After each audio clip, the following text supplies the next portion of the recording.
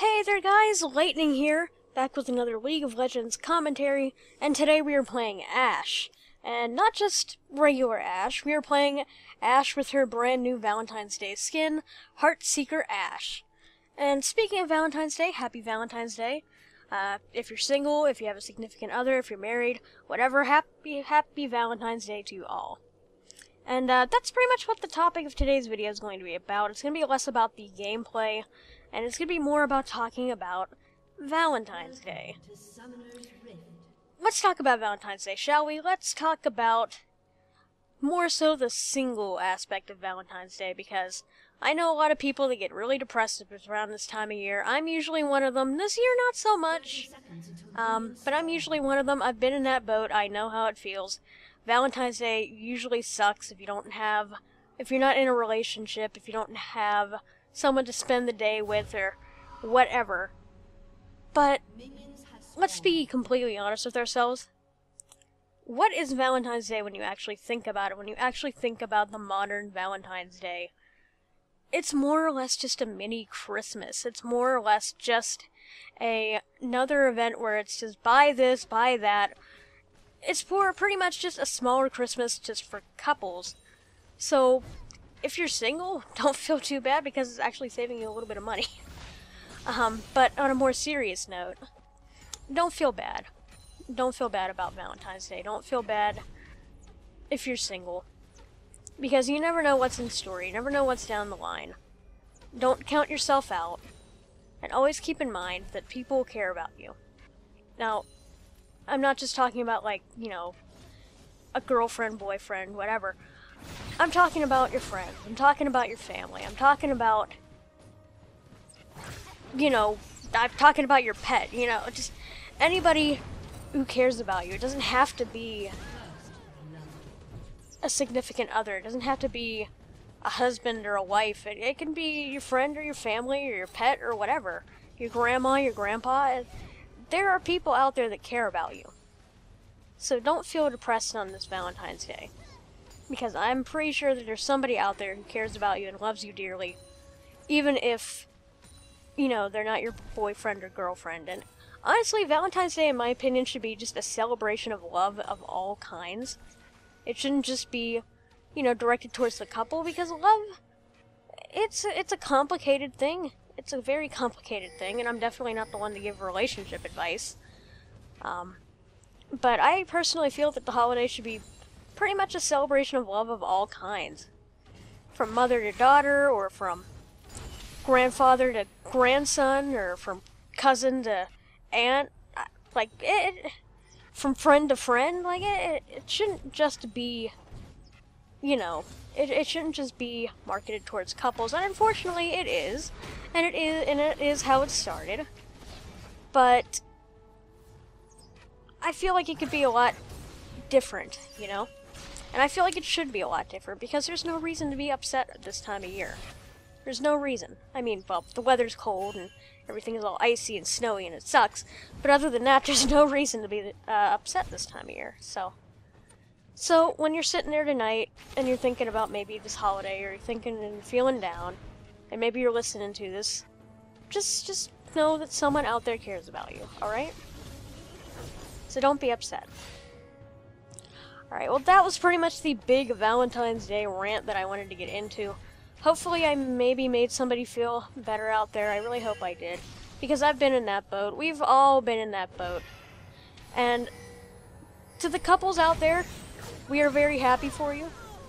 Don't get us wrong, we are very happy for you. We're glad that you found someone that you can share this day with. But don't rub it in people's faces.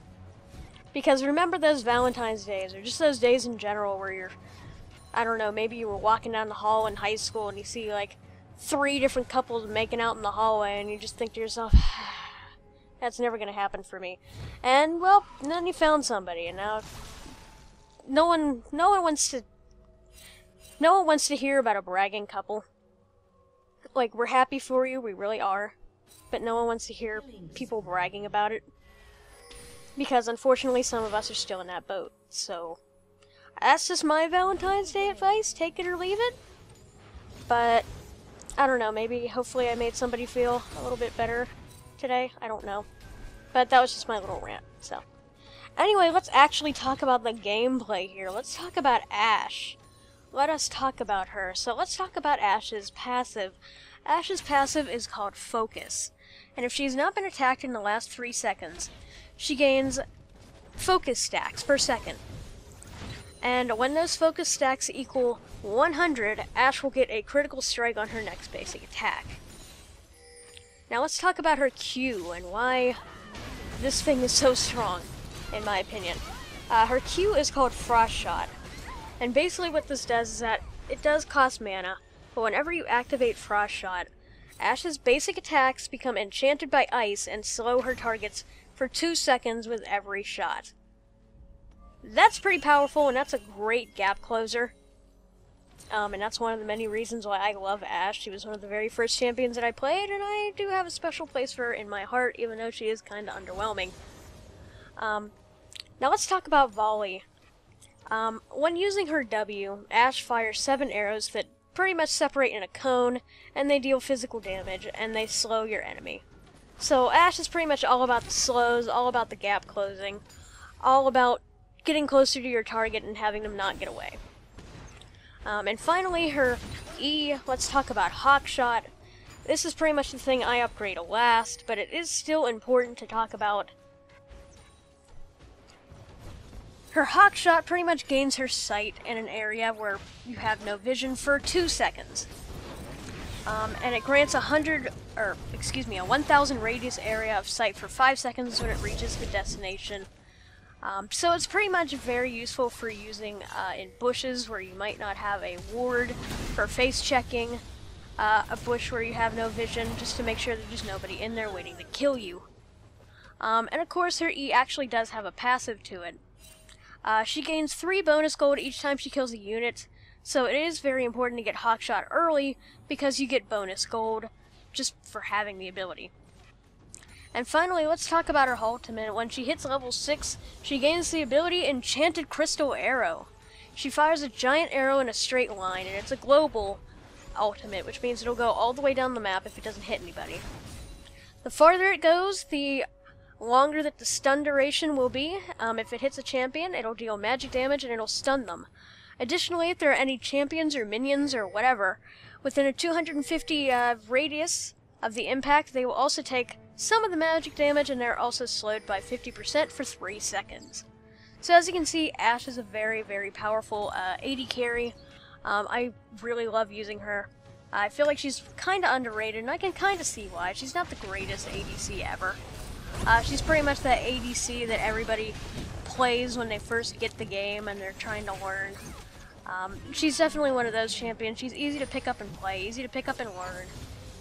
She was actually my first champion when I bought this game, so I do have a special place for her in my heart. In my heart, because it's Valentine's Day. I heart you, Ashe. So let's actually start talking about the gameplay here. So in the bottom lane, we have had Ashe and Annie.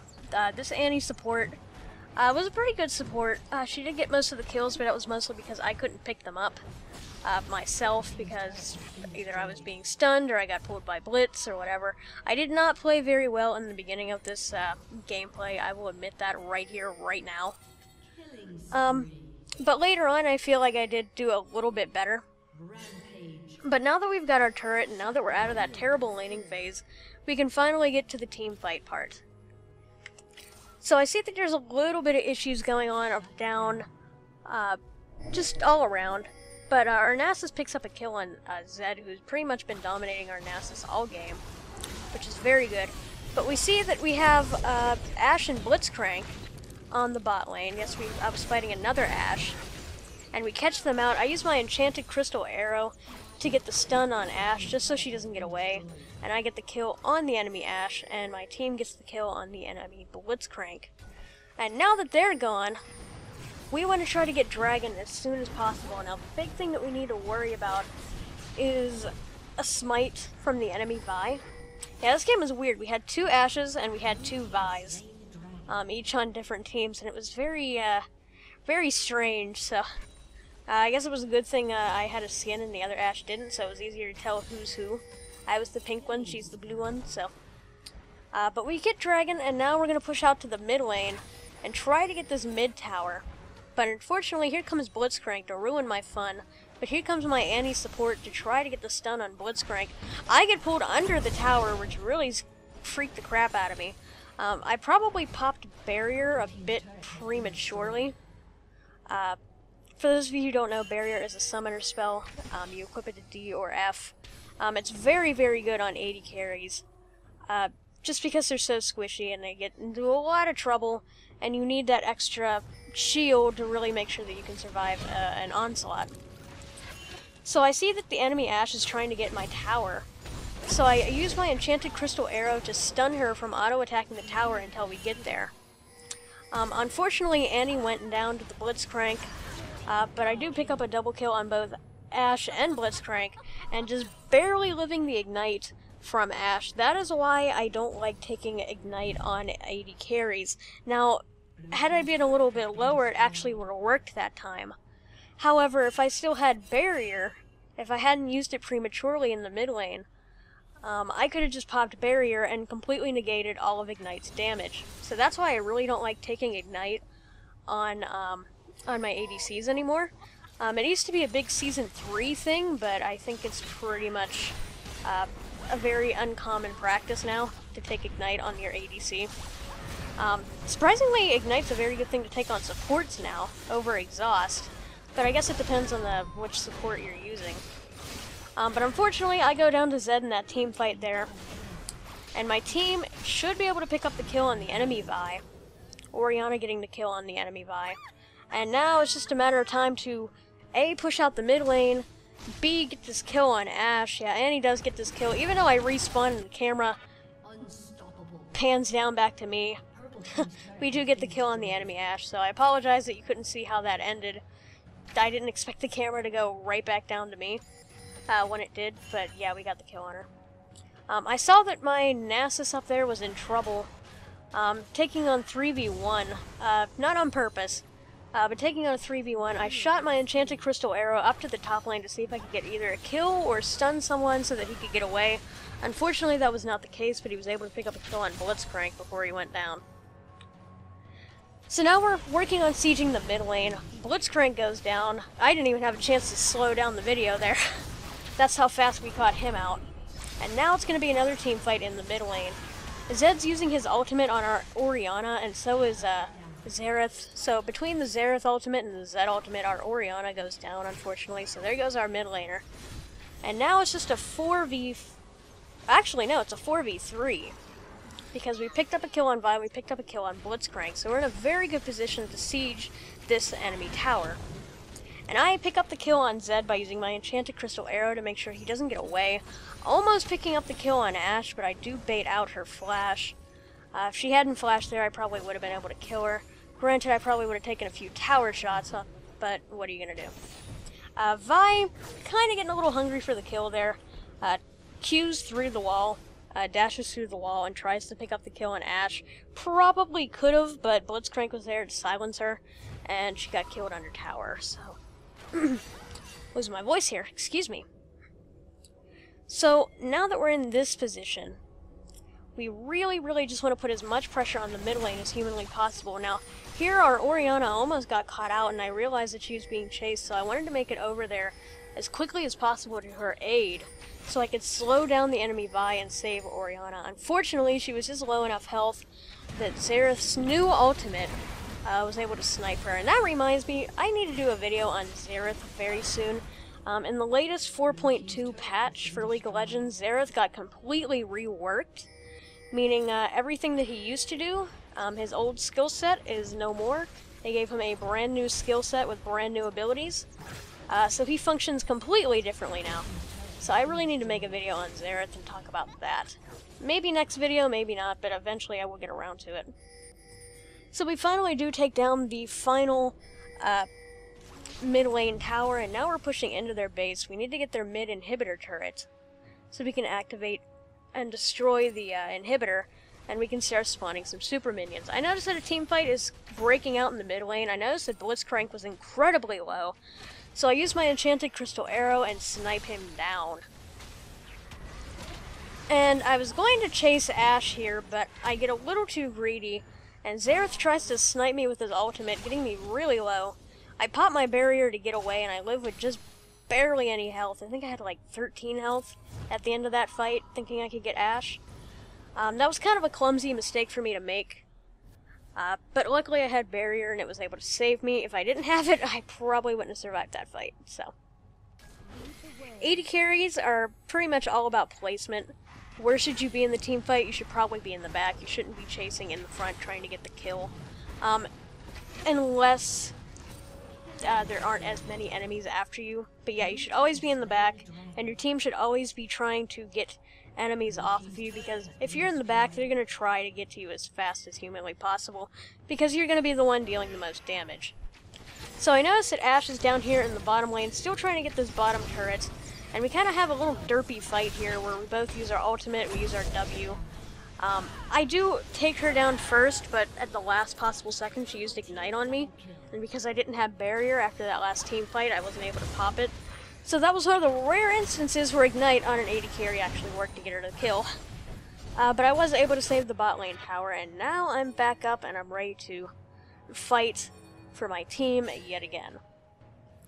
So I see that there's another team fight breaking out in the mid lane, and Vi initiates on the enemy Vi, using her ultimate. I don't know if I didn't see Blitzcrank here, but I try to run away when I see Xerath and Blitzcrank assisting the enemy Vi. I get pulled in by Blitzcrank, and I get killed. Not that big of a surprise, so I didn't really live that long that life. That was kind of some bad placements, or a bad placement on my part, but I don't know if I don't remember if I didn't see the Blitzcrank, or if I just didn't care about the Blitzcrank. But I'm gonna put the camera on the ally, Vi, for just a split second. You see that Ashe is trying to siege our bottom tower yet again. She's doing a pretty decent job at split pushing. Our Vi tries to use her Q to gap close.